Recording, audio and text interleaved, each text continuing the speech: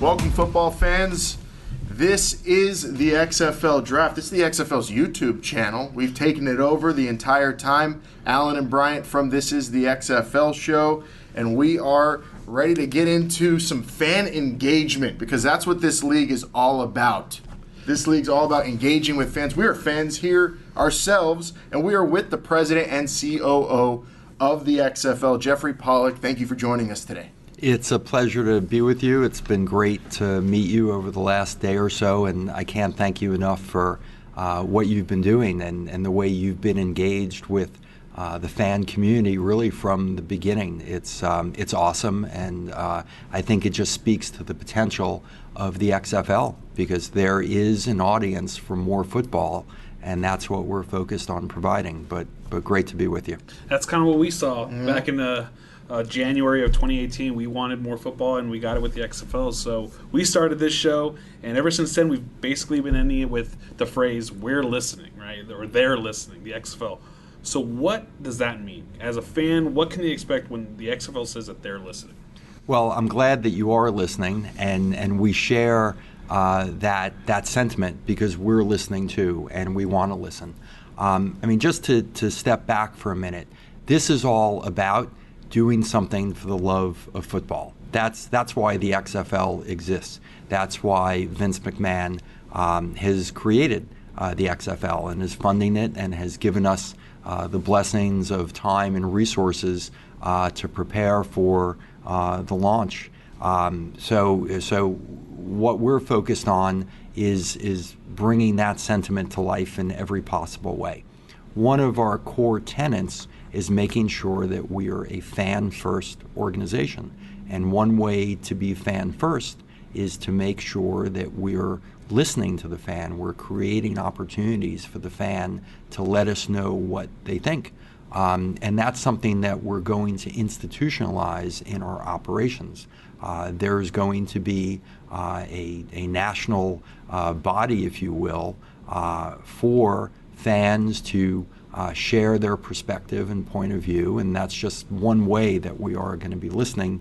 On another end of the spectrum, I think, as you know, our team presidents have been out in the marketplace, and some are going to local bars and restaurants and holding, informal office hours and inviting fans, however many there may be, to come and talk and share, and that's at the other end of the spectrum. So it's going to be through both technology and a high personal touch that we're going to engage with our fans, and we already are. Yeah, the boots are already on the ground, and they're, Bryant's going to every fan engagement with the LA Wildcats, and they look like a blast. I want to know for you personally, Jeffrey, what piqued your interest with the XFL, and the main reason maybe why you got involved? Well, it really is to do something that I think hasn't been done before in the way that we're doing it, right? And that's a piece of it. My career in sports has been focused primarily on being involved in these unique moments of time for brands and for startups. And this seemed to be a great combination of all that. But what really was the determinant for me was meeting with Vince McMahon and hearing his vision and understanding his commitment to this. And I walked out of there thinking, it would be something I regretted if I didn't do this. And it's just been an awesome experience so far. We have the best commissioner we could have in Oliver Luck. I think we've done a phenomenal job hiring rock stars from throughout the sports and entertainment and technology industries. And now the fun part is bringing it all to life, and now more and more in real time. What's happened in these offices and in our team offices over the last day and a half has just been extraordinary, as we now have players and initial rosters, and it's all coming to life, and I'm just so honored to be part of it. A partnership that we've talked about on our show quite a bit is the partnership that you did with Elevate Sports. Can you talk about the importance of having them as part of this journey to help with fan engagement and ticketing and everything? Well, the Elevate deal was really an indication of how we're attempting to think differently about the business that we create, and we decided that as we look to stand this league up and really launch a 100-year brand, we would be well served to surround ourselves and engage with the best minds in the business as it relates to ticket strategy and promotions and marketing, and that's what Elevate represents as far as we're concerned. Elevate brings with it engagement from the leadership and ownership of the 49ers, not an insignificant organization, leadership and the complete commitment of Ticketmaster, a company that knows better than anyone how to engage the ticket buying public, and they have a long history doing that, and others that have allowed us to benefit from extraordinary executive experience and leadership and thought, and we're very happy with that partnership. Well, that partnership's hopefully going to bring as many season ticket holders as possible, and if there is a pending season ticket holder out there who's thinking about getting those tickets, what kind of benefits or special privileges will season ticket holders be getting? Or maybe even not in details, can they expect those types of things happen? Well, let me, before talking about special benefits, let me talk about the most fundamental form of access, right? So if the first tenet of how the XFL is operating is about being fan first, the second tenet is being ultra accessible. That's how we talk about it internally. And ultra accessibility for us has to include the most fundamental form of access, and that is the ability to afford a ticket to a professional sporting event, a world-class professional sporting event.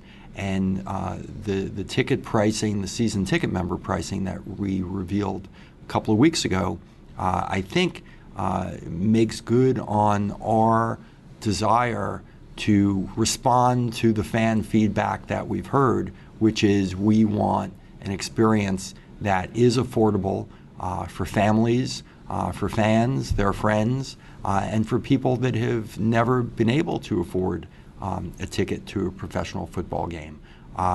We want to make sure that that most fundamental form of access is completely obtainable in all of our markets, and I think our pricing structure will help make that happen and makes good on our desire to live up to that expectation that we've set. I absolutely think it does. We spent two episodes ago, I think, just gushing over the prices because, it is absolutely affordable, especially when you compare it to any other professional sports league these days. So you guys absolutely knocked it out of the park there. And then also we're hearing about season ticket holders getting some perks and also fans just showing up to an XFL game and getting more than a football, just be a ticket to a football game, experience. So on one end of the spectrum, you have tickets in every market except for New York starting at $20, and New York they start at $25. On the other end of the spectrum, fans will be able to buy a premium seating experience for $145, right? So it's not just access to getting into the game, but it's also access to, for those who want it, a club experience that they couldn't otherwise afford. And then with all of that, to your point, we're also creating ways to get fans closer and close to the game they love. So right now, if you buy a season ticket membership, you are getting a VIP field access pass. I worked for an NFL team for a number of years, and I could tell you that on game day, the one thing that people wanted more than anything else was to just get on the field, even for a minute and a photograph. And what we're attempting to do is to make that type of experience open and accessible to more people than ever before, because it is a thrill. And I think that being on an XFL field is going to be a thrill. So that's just one way that we're trying to, again, make good on the promise of ultra accessibility. And you're really, that's, I think, a great way of just reaching out to fans and bringing them into being a part of the team actually letting them on the field, you feel like you were part of whatever team you're there to see or support. And I think the community outreach part of this with each team is going to be fascinating to watch grow. Does the league plan on having any local media partners? Maybe with some, we've seen some giveaways already. Some teams are putting together. Is there going to be more of that? So that's all in process. Our national media partners, ABC and Fox and ESPN. ABC and Fox all have affiliates in the markets that we're in. Our team presidents have already been engaged with those affiliates. Those will essentially be local media partnerships to support what we're doing nationally. And beyond that, stay tuned to see what else we're able to craft in year one. But we're feeling good about where we are and where we're headed. What about the social media aspect of it all, right? Heather Brooks Carrots and Ryan Gustafson of Seattle, they've gone on Facebook, Instagram, just trying to reach out to fans. Is that something that the league is trying to push hard for the other team presidents to do as well, to get them to interact with people in a much more 21st century type way? So, there's, I'd say, an open mindset to trial and error and experimentation. And each of our teams really represents, in a way, a living laboratory for what our best practices may end up becoming. And each team president has a different expertise, a different personality, a different point of view about what they think they should be focusing on. And we welcome all of that. There's some prescribed activities, of course, but there's a lot of opportunity for the team presidents to try some new things that maybe they're trying before other teams are trying. And we're not overly regulating that. We're saying, okay, if you've got a great idea and it makes good sense, give it a shot. We'll see if it works. I mean, I think Heather was the first president to camp out at a Buffalo Wild Wings and invite fans. And that wasn't something, we said, go do. It was something she said, hey, I want to go do this. And we're like, great, go do it. And now it's happening across, I think, every market. So there's going to be a lot of, I'd say, market-to-market variance in exactly how we come to life and how we express ourselves. There'll be some things that we're sort of leading from the home office, as I like to call it. But we've hired 8 rock star presidents for really one reason, because we believe they're the right people to crack the code for their team in their market. And there's a lot of partnership and collaboration with them, and we all work together really as one team. That's one of the benefits of this sort of single entity model. And I would expect to see on social media, in live events, in community relations, a lot of different things coming out of each team. And I think you will then start to see in the years ahead a set of commonly embraced best practices for the league and all of its teams. We had Heather on our show not too long ago, and she said the opportunity to do this with a blank sheet of paper and how how you approach this and the leeway you're giving these presidents to figure out what the best method is for their markets is actually quite amazing. The League of Yes, as Commissioner Oliver Luck likes to say. The TV partners were announced a while ago, and you've been working with them ever since. How's that been, and how do you expect them to assist you in the goal we've been talking about today with fan engagement? Sure. I mean, it's been great to work with these companies as our partners in standing up this league. 2 organizations, Fox and ESPN, ABC, that know football so well, know how to present football as well as they do. Fox, I think, in addition to The Simpsons, was built on football, right? And I think Oliver said that to you yesterday. It's an honor, it's a privilege. They're partners to us.